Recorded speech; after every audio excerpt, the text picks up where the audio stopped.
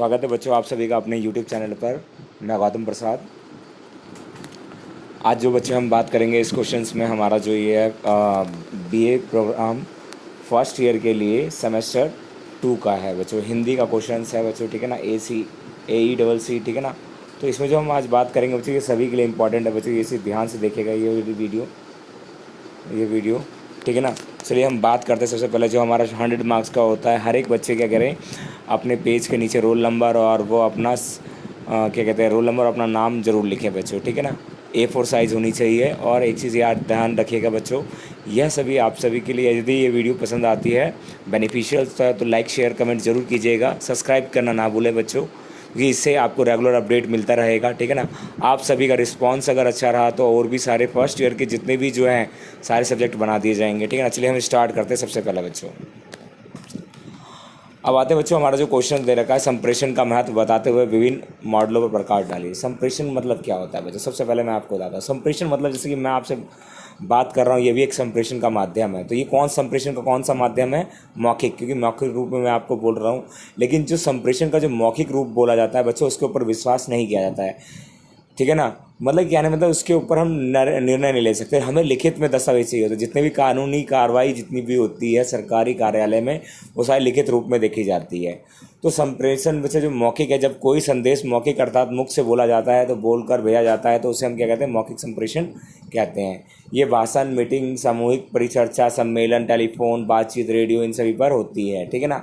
समाचार पत्रों में इन सभी चीज़ों पर होती है। लेकिन समाचार पत्रों में बच्चों वो लिखित भाषा होती है, ठीक है। इस तरीके से हमें ये पता चल गया। अब आते हैं बच्चों, हमारा ये जो है लिखित संप्रेषण कौन सा होता है, लेकिन जिसमें कि हम अपनी भाषाओं को क्या करते हैं, लिखित रूप में किसी को भेजते हैं या स्टोर करके रखते हैं। इसका एक उदाहरण हो गया बच्चों हमारी पुस्तक। और जैसे कि अभी ये नोट्स हैं, ये भी लिखित संप्रेषण है, ठीक है ना। लेकिन जो मैं बोल रहा हूँ वो मौखिक संप्रेषण है। तो इस तरीके से ये बच्चों हमारा हो गया।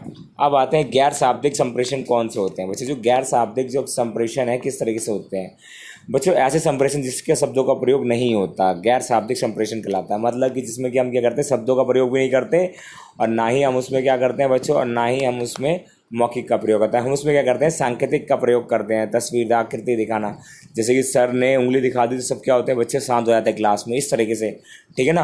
तो ये सारी चीज़ें होती है। घंटी का बज जाना, बच्चे समझ जाते हैं कि अपने आप छुट्टी हो गई है, इस तरीके का कुछ सांकेतिक गैर शाब्दिक संप्रेषण, ठीक है ना, जिसके जरिए वो समझ जाते हैं। अब वो क्या करते हैं, गाय बैल जो अपने आप को बुलाते हैं, वो नाम लेके नहीं बुलाते, वो संकेतों का प्रयोग करते हैं, ठीक है ना। अब संप्रेषण की जो सेवाएं हैं बच्चों, संप्रेषण की सेवाएं, एक स्थान से दूसरे स्थान पर संदेश भेजने और उसका उत्तर प्राप्त करने के लिए किया जाता है। इसका संप्रेषण के साधन से कहलाते हैं। संप्रेषण के विभिन्न माध्यम होते हैं। डाक पत्र सेवाएं, कोरियर सेवाएं, इंटरनेट, टेलीग्राम, फैक्स, ये सारी चीज़ें क्या हैं, संप्रेषण। जो अभी हम बात कर रहे हैं यूट्यूब, ये भी संप्रेषण का एक माध्यम है। फेसबुक हो गया हमारे, ये सारी चीज़ें संप्रेषण के माध्यम है, जो कि हमें यहाँ से एक दूसरे स्थान के व्यक्ति को जोड़ते हैं, ठीक है ना। अब डाक सेवाएँ क्या हैं बच्चों? डाक सेवाएँ आपके बारे में, डाक सेवाएं के बारे में बात करें तो बच्चों, भारत में डाक सेवा प्रणाली जो है 1766 में ही लाई गई, लेकिन इसकी सरकारी डाक भेजने के लिए किया गया था। फिर उसके बाद बच्चों क्या किया गया, जनसाधारण के लिए 1837 में इसको चालू कर दिया। जनसाधारण मतलब लोगों के लिए, ठीक है बच्चों। अब ये हमारा ये रहा कुछ डाक सेवाएं, जो कि किस तरीके से जो डाक सेवाएं थी, वित्तीय सेवाएं, बीमा सेवाएं, ये सारी सेवाएं चलती थी उस समय। अब डाक सेवाएं हमारे बच्चों की क्या थी, इसमें सारा काम क्या होता है, लिखा जोखा में होता है, लिखित संप्रेषण में होता है, पोस्ट मॉडल होता है, उसमें टिकट होती थी और पर्ची एक स्थान से दूसरे स्थान पर जाती थी, पहुंचाया जाता था। पहले सबसे प्राचीन माध्यम यही माना जाता है, ठीक है बच्चों। ये तो हमारा हो गया कि हमने बात कर ली इस चीज़ों की, मनी ऑर्डर, बीमा, ये सारी चीज़ें हम इसमें भेजते थे। अब आते हैं बच्चों हम भाषा के कुछ ऐसे मॉडल भी अपनाए गए हैं, जैसे दूरसंचार सेवाएं। अब दूरसंचार, भारत में पहली बार जो टेलीग्राम संदेश लाया गया 1851 में, उसके बाद टेलीग्राम सेवा का प्रारंभ कोलकाता में हुआ।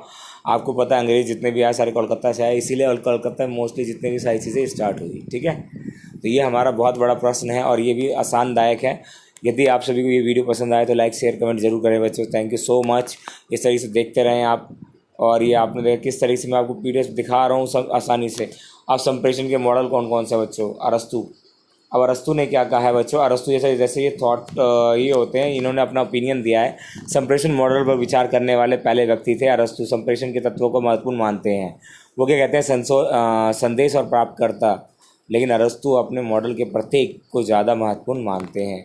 इस मॉडल के अनुसार वक्ता को संप्रेषण में अपने शब्दों और समाप्ति के चयन में बहुत सावधानी रखनी चाहिए। ठीक है ना। इस तरीके से ये आपको ये बताया गया और ये था आपका पूरा क्वेश्चन। बच्चों एक और क्वेश्चन है वो आप कर लीजिएगा, ठीक है ना। कोई दिक्कत हो तो आप मुझसे PDF ले लीजिएगा।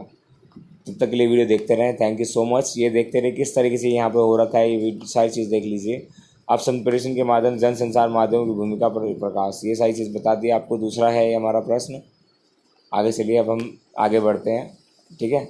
इस तरीके से देखते रहिए, आप सभी का रिस्पांस रहेगा तो और सारी वीडियो आएगी बच्चों, ठीक। सब्सक्राइब करना ना भूलें बच्चों।